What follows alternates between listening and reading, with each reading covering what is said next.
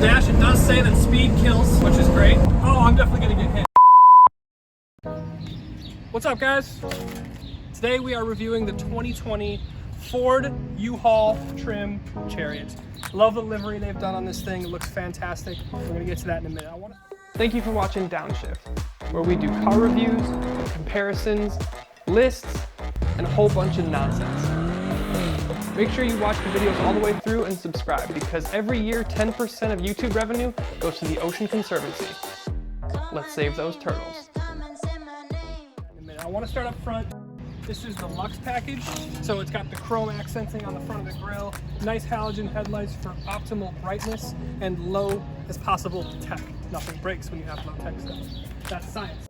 A lot of people, come on and bring in the camera here. A lot of people are doing some really funky wraps, like you've seen like marble and wood on some of these cars, but this has like a broken glass effect. You can see kind of the broken glass effect on the paint here in the livery, which is fantastic.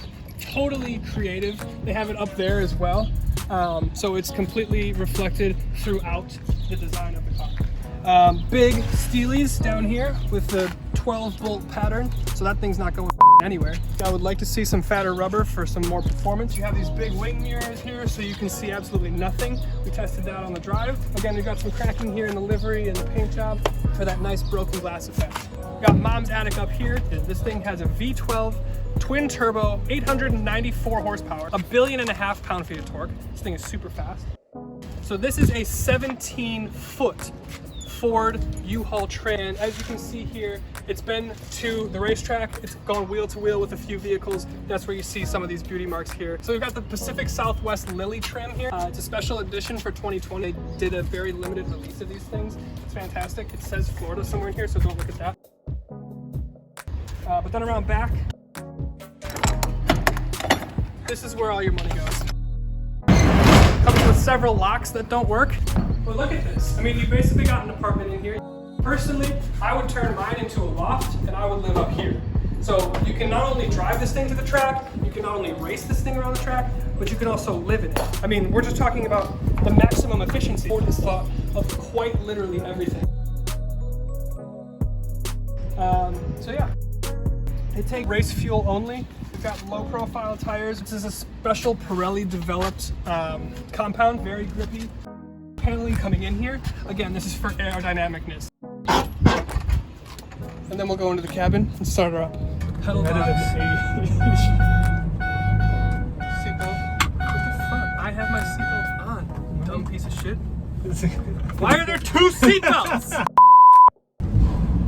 Welcome to behind the wheel of the 2020 Ford Chariot. We'll call it the Chariot. The AC doesn't work, so that's cool. I got Rick here with me. We just waited about 40 minutes for 3 people. Listen to that V10. A couple fun things about the 2020 Ford Chariot. It's incredibly powerful. V12 engine, 798 horsepower, 946 pound-feet of torque.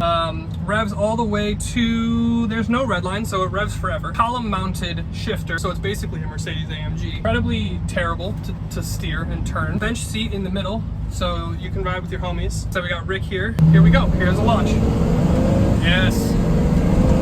On the dash, it does say that speed kills, which is great. Listen to that V12. So I'm gonna go ahead and roll down the window because it is so goddamn hot. It's a crank window, you can't tell. I absolutely hate the driving position. Nothing you can do about that because there's a wall behind you. No brakes. Brakes! What are you pointing at? Barbecue. You couldn't see that? It's hot. No, I can't because there's a freaking A-pillar and the mirror is the size of, well, my chest. No touchscreen infotainment here. Radios, the infotainment is honestly probably the weak point of the car. So it's not great, but it does work. Free delivery on purchases. There's 2 cup holders with 2 sizes in them. Does your glove compartment open? Nope, that's the airbag. So there's no glove box. We're gonna test launch control. Nope, launch control doesn't work. If you put your foot on the brake and if you even touch the gas, you're gonna lurch forward. So no launch control on this thing. What do we got? Hellcat next to us? So we're gonna race the Hellcat next to us. Hellcat Durango. Listen to that power. No! They got a better launch than us. We're only rear wheel drive. I think. One eternity later. 45. We're being overtaken. The best thing about this thing is that it just revs up. It just never stops revving. The tach There's stops. no red line. Yeah, there's no red line. So the tach stops, in all honesty, at 6,000, but there is no red line. So like, put a turbo on this thing, rev it out, and you pretty much have unlimited power.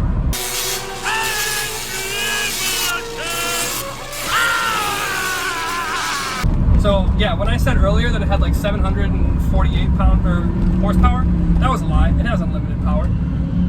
Oh, it downshifts really, really heavy. This is basically a racing gearbox. ZF automatic transmission, really eager to downshift, keeps those revs high because after all this is a sport performance truck. That's actually our exhaust, not that Mustang's. So it sounds pretty good. We need to get to a point where we can put it into a corner because we've launched it. Listen to that thing downshift. Oh my God, it's so hot. It's so hot. It's so unbearably hot. Yeah. Oh my God. Holy shit.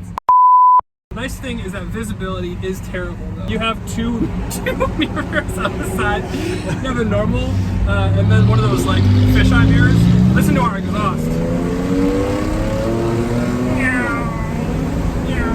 Overall, I'd say this is probably one of the best cars of 2020. Got incredible amounts of character, almost no responsiveness behind the wheel, but you're not buying this for responsiveness. You're buying this for practical utility and just oodles and oodles of power.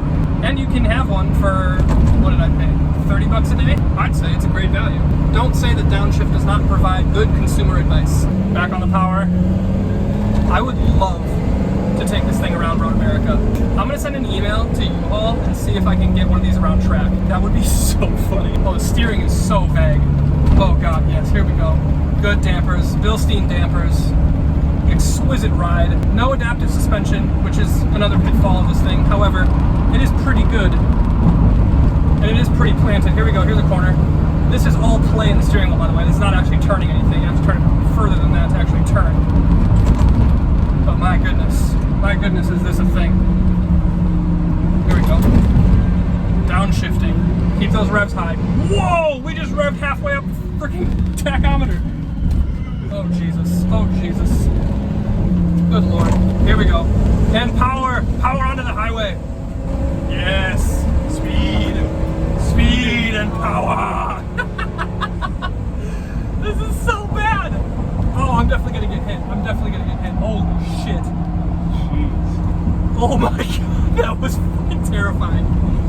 So, like I said, visibility is fantastic, which means that I did not see him coming until it was like the absolute last second.